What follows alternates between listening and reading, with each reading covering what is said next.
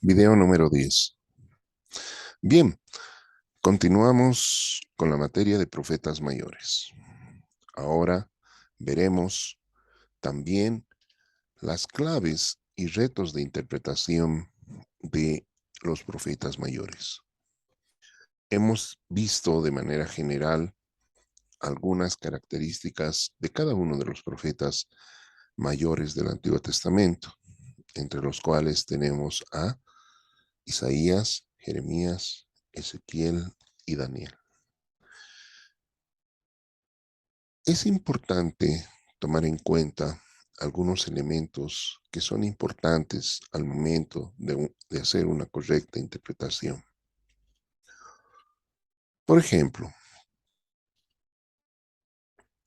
debemos entender que en estos libros podemos encontrar diferentes aspectos literarios o figuras literarias que deben ser tomadas eh, de la manera correcta para hacer una interpretación adecuada. Por ejemplo, el uso de metáforas y visiones, muy comunes, por ejemplo, en el libro de Apocalipsis, ¿no? Estas figuras literarias o símbolos nos van a ayudar a entender correctamente o hacer una interpretación correcta de cada uno de estos versículos. Por ejemplo, en el caso del libro de Ezequiel, este está lleno, o llena más bien, de figuras literarias, de visiones que tiene el profeta en relación a la gloria de Dios. También vamos a ver en diferentes momentos que los profetas se convierten en figuras humanas, ¿no? O parábolas vivientes, llevando yugos, predicando desnudos o, o quedándose simplemente tendidos en el suelo, cerca de una pequeña maqueta, por decirlo así, de una ciudad, etcétera. Cada uno de estos elementos que se muestran a lo largo de estos 4 libros, o 5 libros más bien, nos van a mostrar que Dios tenía diferentes maneras de anunciar su mensaje. En muchos casos, los profetas eran utilizados como elementos vivientes para ser mostrados o para ser explicados de mejor manera en relación al anuncio o al mensaje que Dios quería transmitir.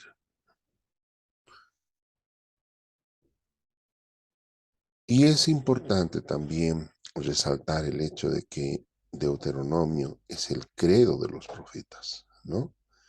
En, en casi los 4 mencionados hombres de Dios, cada uno de ellos tenía este elemento como, como una base doctrinal para su desarrollo profético en ese tiempo. También debemos entender que cada uno de ellos conocía a la perfección la ley. Los 4 profetas habían sido entrenados seguramente desde muy niños en la ley. Es por eso que constantemente en sus mensajes hacen mención del pacto y de la fidelidad de Dios con su pueblo. Es importante también entender que estos personajes nacen en el pueblo y son del pueblo. Eso nos hace entender que Dios no deja a ningún sector de su pueblo sin profeta.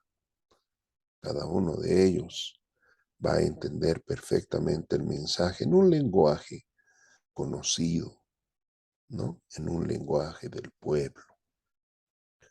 También notamos que cada uno de ellos en su momento histórico pasó por diferentes pruebas, ¿no? La fe de cada uno de ellos fue probada mediante la persecución. Cada uno de ellos fue perseguido por parte de los diferentes reyes que estuvieron presentes en ese lado del sur, ¿no? En el reino de Judá. Pues cuando uno analiza estas circunstancias, se da cuenta de que en el reino del norte no podemos mencionar a ninguno de los reyes de manera positiva. Cada uno de estos reyes que fueron autoridad durante ese tiempo en el reino del norte, es decir, en Israel, ninguno de ellos se rescata como digno de poder ser relevante en ese tiempo.